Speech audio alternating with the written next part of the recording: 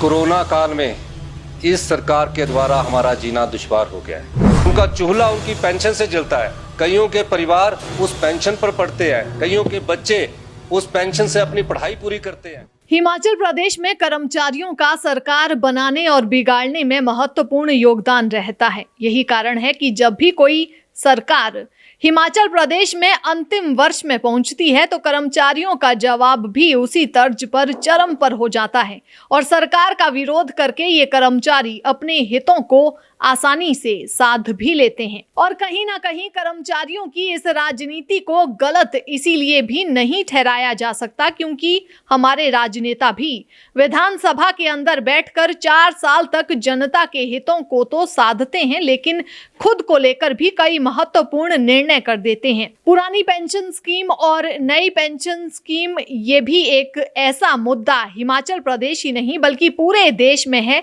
जिस मुद्दे को लेकर भाजपा कर्मचारियों के बीच बैकफुट पर है। लेकिन कांग्रेस पार्टी इस मुद्दे को पूरी तरह से भुनाने का प्रयास करती नजर आ रही है और भाजपा के खिलाफ ये एक महत्वपूर्ण हथियार कांग्रेस पार्टी को पूरे देश में मिलता भी नजर आने लगा है।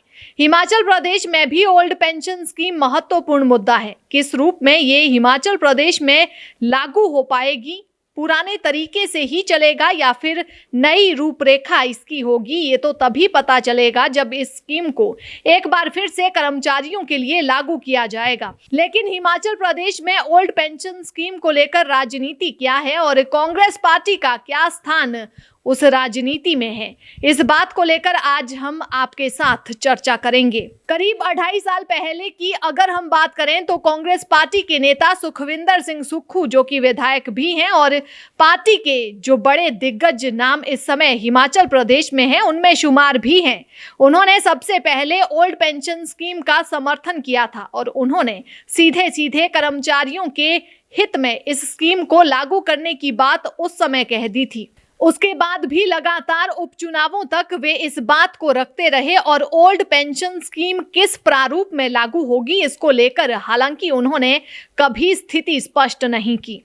सबसे पहले इस मुद्दे को कर्मचारियों के हित में उठाने वाले ठाकुर सुखविंदर सिंह सुक्खू थे। इसके बाद सिलसिला जुड़ता गया और बाद में पूर्व मंत्री सुधीर शर्मा भी मैदान में आए और उन्होंने भी ठाकुर सुखविंदर सिंह सुक्खू के साथ कंधे से कंधा मिलाकर इस बात को रखा और ओल्ड पेंशन स्कीम का समर्थन उन्होंने भी उस समय कर दिया। उस समय का एक वीडियो सुधीर शर्मा का हम आपको दिखा रहे हैं।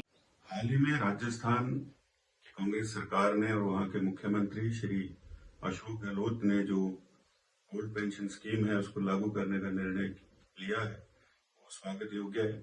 साथ ही साथ कांग्रेस नेता श्रीमती प्रियंका गांधी जी को जो एक प्रतिनिधिमंडल ओल्ड पेंशन स्कीम के कर्मचारियों का मिला था, उन्होंने आश्वासन दिया कि कांग्रेस पार्टी की सरकार जहां जहां बनेगी प्राथमिकता पर ओल्ड पेंशन स्कीम को लागू किया जाएगा। प्रदेश के अंदर भी, हिमाचल में, चाहे वो प्रदेश अध्यक्ष हों, नेता विपक्ष हों या अन्य शीर्ष नेता हों, सभी ने बार बार हर मंच से ये कहा है कि कांग्रेस पार्टी की सरकार आते ही ओल्ड पेंशन स्कीम को प्रदेश के अंदर लागू किया जाएगा। इसी के साथ ठाकुर सुखविंदर सिंह सुक्खू ने विधानसभा में किस तरह से इसको रखा था वो भी आप यहाँ देख सकते हैं। चूल्हा उनकी पेंशन से जलता है, कईयों के परिवार उस पेंशन पर पढ़ते हैं, कईयों के बच्चे उस पेंशन से अपनी पढ़ाई पूरी करते हैं। इसके बाद नेता विपक्ष मुकेश अग्निहोत्री भी मैदान में आए और कर्मचारियों और प्रदेश की जनता की नब्ज को उन्होंने भी समझा और ओल्ड पेंशन स्कीम के मुद्दे को उन्होंने जब उठाया तो हर मंच से उन्होंने इस मुद्दे का गर्मजोशी के साथ समर्थन किया। ये कह सकते हैं कि जब विधानसभा के सदन में ओल्ड पेंशन स्कीम का मसला मुकेश अग्निहोत्री के माध्यम से उठा तो फिर ये मसला कर्मचारियों के लिए एक आवाज बन गया। में भाजपा सरकार का अगर सबसे गलत फैसला कोई हुआ वो यही था कि ओल्ड पेंशन स्कीम जो है उस प्रणाली को बंद करना।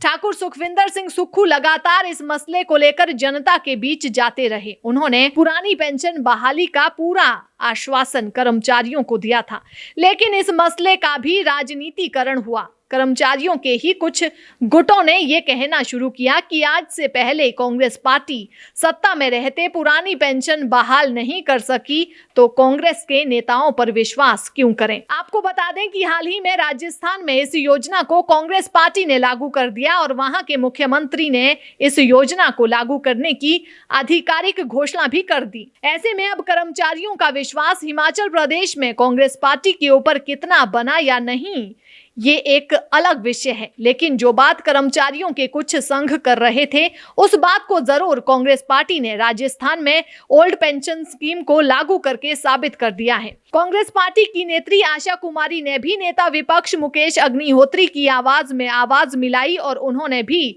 पुरानी पेंशन योजना का समर्थन किया। इस तरह ठाकुर रामलाल, जो कांग्रेस पार्टी के वरिष्ठ नेता हैं, उन्होंने भी इस मुद्दे को गर्मजोशी से उठाया और ओल्ड पेंशन स्कीम का उन्होंने भी अपने सभी तरह के मंचों के माध्यम से समर्थन किया। उसके बाद ठाकुर कौल सिंह मैदान में आए और उन्होंने भी इस ओल्ड पेंशन स्कीम को लेकर समर्थन की बात कही। आज हिमाचल प्रदेश में भाजपा के लिए कांग्रेस पार्टी के नेताओं का ये समर्थन एक समस्या बन गया है। हालांकि मुख्यमंत्री जयराम ठाकुर लगातार कर्मचारियों की मांगों को मान रहे हैं, लेकिन उसके बाद भी ओल्ड पेंशन स्कीम को लागू नहीं कर पा रहे। ऐसी स्थिति में अब आनन फानन में ओल्ड पेंशन स्कीम भाजपा ही लागू करेगी, इसके ऊपर भी अब सभी की निगाहें टिकी हुई हैं, क्योंकि ये माना जा रहा है कि इस मांग को जितनी गर्मजोशी से उठाया गया है और जिस तरह से पैदल यात्राएं तक इस मांग को लेकर होने लगी है, तो बड़ा दबाव भाजपा की सरकार के ऊपर इसको लेकर है। भाजपा शासित किसी भी प्रदेश में ओल्ड पेंशन स्कीम की मांग को नहीं माना गया है। ऐसे में हिमाचल प्रदेश में मुख्यमंत्री जयराम ठाकुर क्या करते हैं, ये देखने योग्य होगा।